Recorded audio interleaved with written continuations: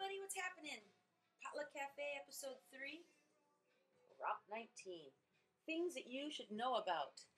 First of all, I want to say that it's really important to let young people know that they don't have to know about every single political issue that's on a ballot in order to vote.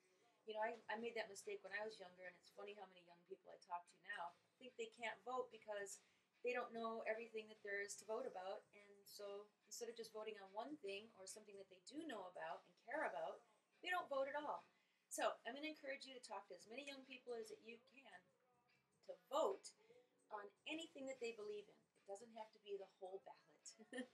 Anyhow, today I want to talk to you about Prop 19, and I've got this West Coast Leaf in my hand because I think it's really interesting what they've been talking about. And, you know, as much as I've read about Prop 19, I still don't have it all together. But what I want to tell you is, sorry, I got glasses, I'm getting older. First I want to tell you what Prop 19 won't do.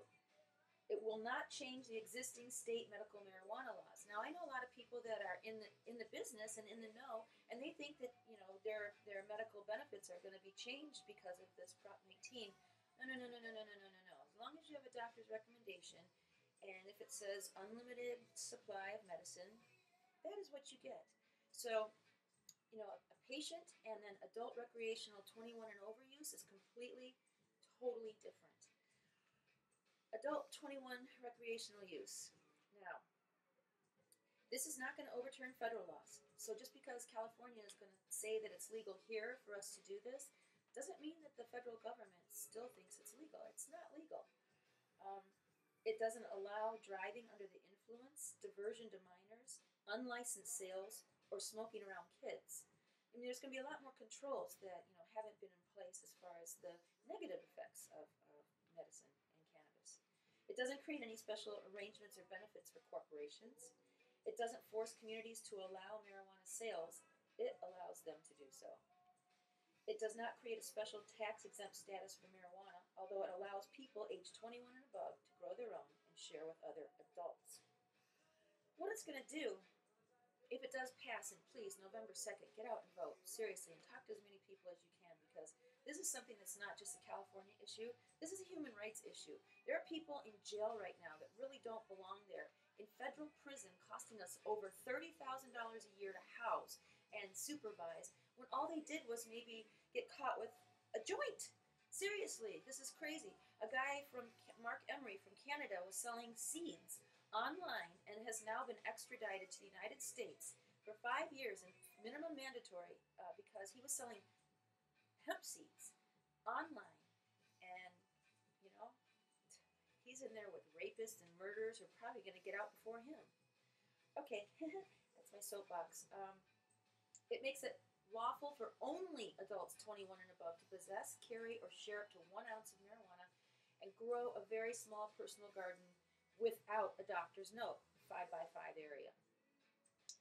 It eliminates 3 misdemeanor penalties, and 1 felony penalty, you say that 3 times fast, from the Health and Safety Code for engaging in the conduct I just described above. It adds new affirmative defense for adults aged 21 and above for any quantity of marijuana intended for personal adult use as defined in the text. It increases the misdemeanor penalty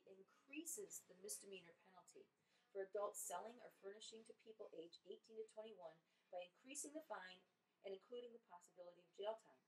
It retains the existing felony penalties for selling or furnishing to minors below 18. See, we're protecting our kids. We're able to protect our kids. Do you know that I have gone to high schools and I have talked to students, and well, my son is 21, so I mean, while he was going through school, I knew this. It's easier for kids to get a hold of cannabis joints than it is for them to get cigarettes or alcohol. Now, is that crazy? I don't know. I think it's crazy. And you know, why wouldn't kids be curious about something they're told they're not supposed to do? Hello, that was me. I'm still kind of that way. Prop 19 enables local government to permit, license, tax, and regulate non-medical cannabis sales and commercial production, possibly including hemp farms. Now that will help a lot of industries, a lot of economies. Think about Michigan, for God's sake. They used to grow a lot of hemp. They're fighting to grow it, and it's a fight. I hope you win. It keeps in place other current marijuana laws, including state public safety laws, federal laws, and drug-free workplace requirements. Just because it's going to be legal for us to smoke or ingest or however we want to indulge in cannabis, whether it's medicinal use or recreational use, I don't go to work drunk, so why would I go to work stoned? Ridiculous. Okay. Um, it allows the legislature to reduce penalties, create statewide regulations for commercial cultivation and distribution of marijuana, and allow industrial hemp farming. Well, I think that it's really important for all of us to stand up for our rights. I'm going to take these glasses off now.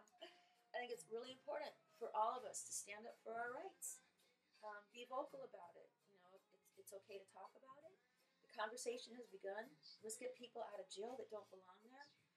Let's get parents out of jail that don't belong there. Let's get kids back with their parents who've been taken away just because they were growing medicine down in their basement, not even around their children. The children didn't even know it was there.